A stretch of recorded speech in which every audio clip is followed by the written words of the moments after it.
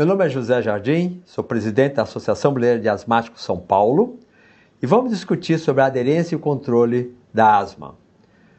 Teremos o Dr. Clóvis Galvão como a pessoa que vai nos discutir este tema. Ele é médico alergista, é professor da Universidade de São Paulo na cadeira de Alergia e Imunologia Clínica.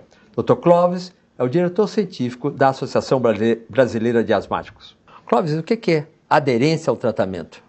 A aderência ou adesão é aquela obediência participativa e ativa do paciente à prescrição médica.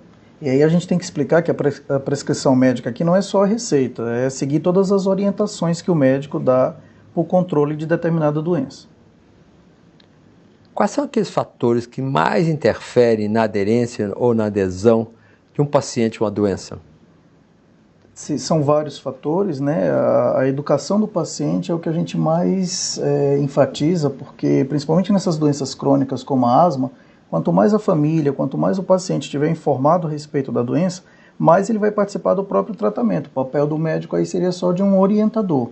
Mas aí tem outras coisas, a posologia, que a gente chama em medicina, que é quantas vezes o paciente vai usar o remédio, o sabor do remédio, a aparência do remédio, as próprias características da doença. Se é uma doença mais impactante, o paciente ele tende a obedecer mais prontamente à orientação. Se for uma doença mais leve, ele vai tratar um pouquinho no começo, depois ele vai relaxar um pouquinho.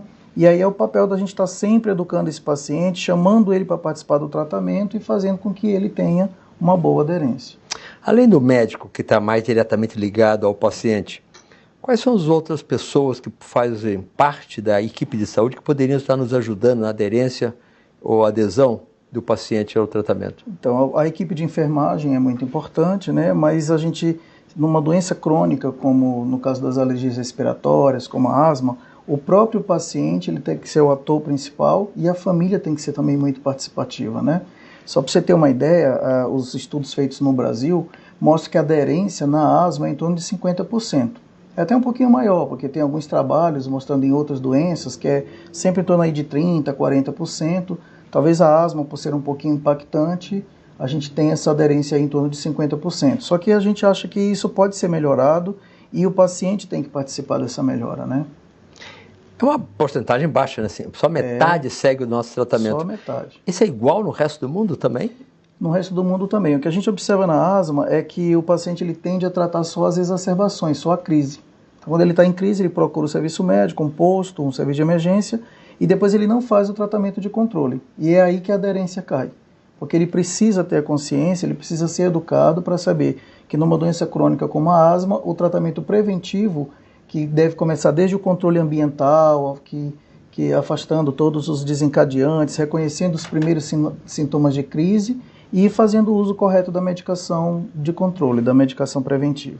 Será que também não falta um pouco de educação científica, especificamente em relação à asma, às pessoas que atendem os asmáticos em crise no pronto-socorro? Porque não é incomum que os asmáticos nos contem que eles foram ao pronto-socorro numa crise, recebem uma receita e não tem continuidade. Então isso a gente não tem a menor dúvida, né? Na verdade, esse trabalho que a gente tem que fazer não só com o paciente, mas como também com o médico que atende. É difícil até ele sair com uma prescrição. Na verdade, a maioria só recebe uma inalação, recebe um medicamento na emergência e não sai com aquela prescrição de um corticoide, por exemplo, oral, que deveria retardar a próxima exacerbação ou alguma coisa desse tipo. E aí, voltando, né, não é só a prescrição, ele também teria que orientar esse paciente, tentar ver o que foi que causou aquela crise para que ele evite uma nova exacerbação e sempre chamar a família também para participar. Então, o médico também ele precisa ser reeducado, essa educação ela precisa também atingir o médico que faz o atendimento do asmático. Você tocou um ponto interessante, porque o leigo ele tem muito medo do corticoide. Pois é. Fala que o corticoide é uma arma de dois gumes, uma faca de dois gumes, né?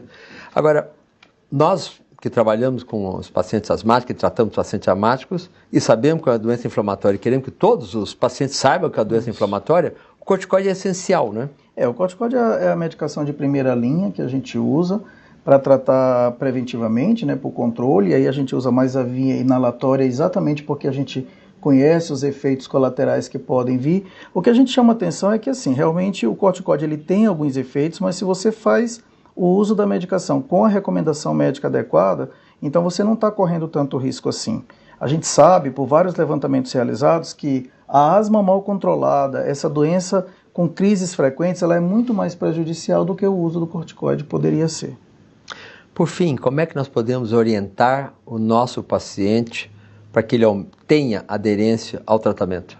Então, essas ações de educação, de troca de ideia, de chamar o paciente e a família para participar, para mim é essencial. É você investir nessa educação mesmo, saber fazer ele reconhecer o que é a asma, que é uma doença inflamatória, que atinge o brônquio, o que é que pode causar, fazer com que ele seja bem avaliado, que ele faça as espirometrias. A gente vê asmáticos, por exemplo, com 3, 4, 5 anos de segmento que nunca fizeram uma espirometria.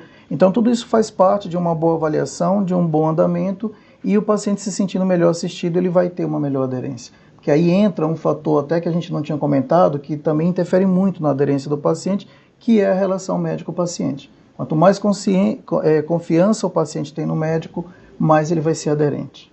Que essa sua última frase são duas frases importantes. Uma que em ele, ou você, o nosso asmático, o nosso associado da Abra, que se não fizer uso constante do medicamento, tende a ter uma piora. E segundo, que é muito importante, ele tem que confiar na equipe de saúde, principalmente no médico que está na primeira fase. Isso. Quero te agradecer por ser tão claro e objetivo e vamos torcer para que o nosso paciente aumente a aderência ao tratamento. É isso aí, obrigado. Muito obrigado, Clóvis.